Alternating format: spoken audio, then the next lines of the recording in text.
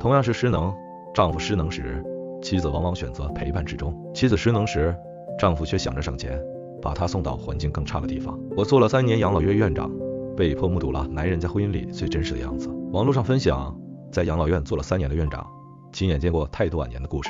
今天我想跟各位聊聊一个话题：老伴离开以后，一个人到底还能惦记多久？首先要说明，我谈的不是男女对立，只是基于我在养老院看到的真实现象。进入养老院的男性老人，他们的故事基本上都是这样开始的：原配妻子去世了，大多数男人在失去原配后会选择再婚，有的续弦妻子小他几岁，有的小他10多岁。这些重新组建的家庭在刚开始的时候往往过得很舒服，男人有着稳定的退休金，不用再为工作操心，也不需要帮着儿女带孩子，夫妻俩有时间游山玩水，享受人生中最闲适的那段光景。但是岁月无情，随着年纪增长，男人的身体机能开始衰退，生活开始无法自理。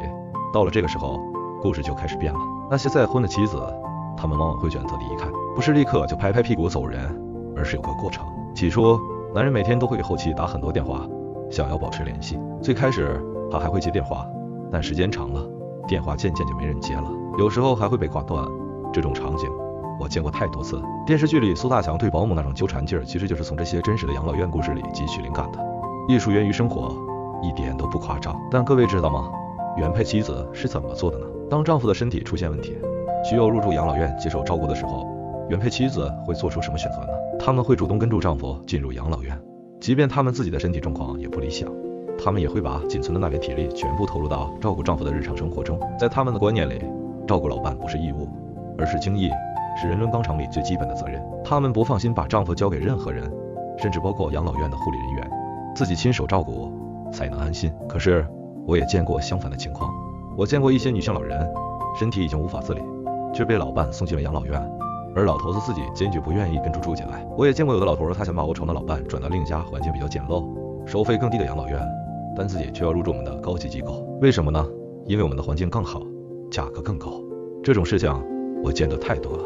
还有一类老人我印象最深刻，这些女性老人一辈子都在为儿女服侍，帮助带大了孙辈，到了晚年自己身体不行了，丈夫也相继离世，最后他们孤独地住进了养老院。在他们的房间里，我多次看到类似的场景，老人拿着已经去世丈夫的照片，坐在床上或窗边默默地流泪。这些泪水不是为了别的，就是在思念那个曾经的伴侣。还有患上阿兹海默症的老人，当病情加重到一定程度，他们甚至会忘记很多东西，但他们记得什么呢？记得要把最好吃的饭菜留下来。为什么留着呢？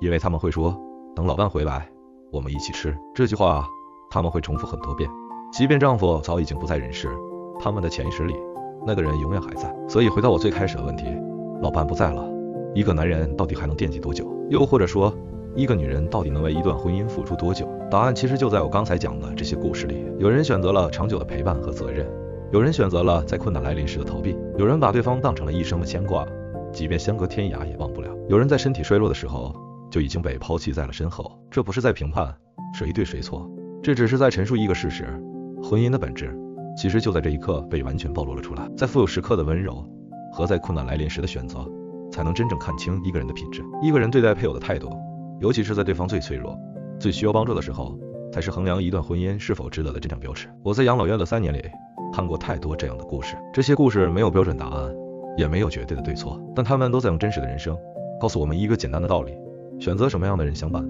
选择如何对待这个人，这些决定会在你们最需要彼此的时刻得到最真实的回答。